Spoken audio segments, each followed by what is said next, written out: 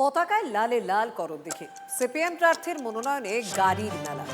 বিরিওয়ালা হাজী সাহাবুদ্দিনের মনোনয়ন নিয়ে কটাক্ষ তৃণমূল বিজেপি। শয়ে শয়ে গাড়ি, আর সেই সব গাড়ির বনেটে উঠছে লাল পতাকা। এই ছবি কেরালামের বলে ভুল হতেই পারে, কিন্তু এই ছবি বাংলার। বলা ভালো উত্তর দিনাজপুরের করণদিঘির। সেখানে এবার সিপিএম প্রার্থী করেছে হাজী মোহাম্মদ সাহাবুদ্দিনকে। তারই মনোনয়ন দিতে যাওয়ার সময়ের এই ভিডিও। অনেকেই বলেন পেশায় বিড়ি ব্যবসায়ী সাহাবুদ্দিনের জীবন এমনিতে সাদামাটা। পোশাক আশাক হোক, খাওয়া দাওয়াই হোক, মানুষের সঙ্গে চলাফেরাই হোক, প্রত্যেকটা জায়গায় তার সাধারণ মানুষের যে ছাপ সেটা তিনি রাখেন। কিন্তু সেই বিড়িওয়ালা কিভাবে গাড়িওয়ালা হয়ে উঠলেন? মানুষ স্বতঃস্ফূর্তভাবে গেছে, শুনেছিল যে অমুক দিন 4 তারিখে, আগে ছিল আমার 2 তারিখ নমিনেশন, পার্টির নেতারা বললেন না 4 তারিখে করবো। তখন থেকে কিছু ভাইরাল হয় আর স্বতঃস্ফূর্তভাবে নিজে নিজে সব গেছে। এখন পর্যন্ত কেউ আমার কাছে না তেলের পয়সা, না খাওয়ার পয়সা, না গাড়ি ভাড়া কেউ চায়নি। মাধ্যমিকে অনুত্তীর্ণ সাহাবুদ্দিন 2003 সালে করণদিঘি পঞ্চায়েত সমিতিতে পূর্ত কর্মাধ্যক্ষ ছিলেন।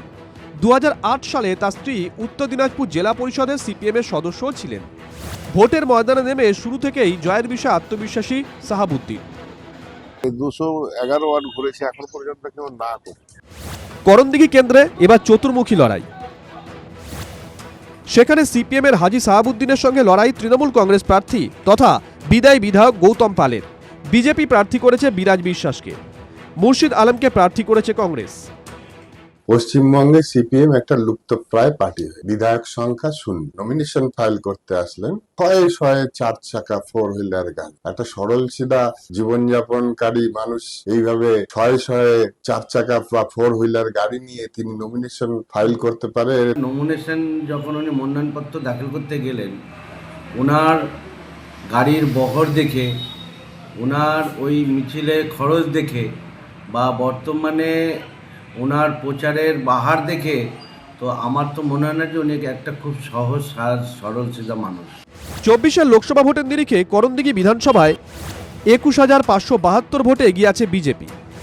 এবারের ভোটে কি বিড়িওয়ালা বিধানসভায় যেতে পারবেন? উত্তর মিলবে চৌঠা মে। বিশ্বরূপ বিশ্বাসের রিপোর্ট, TV9 বাংলা।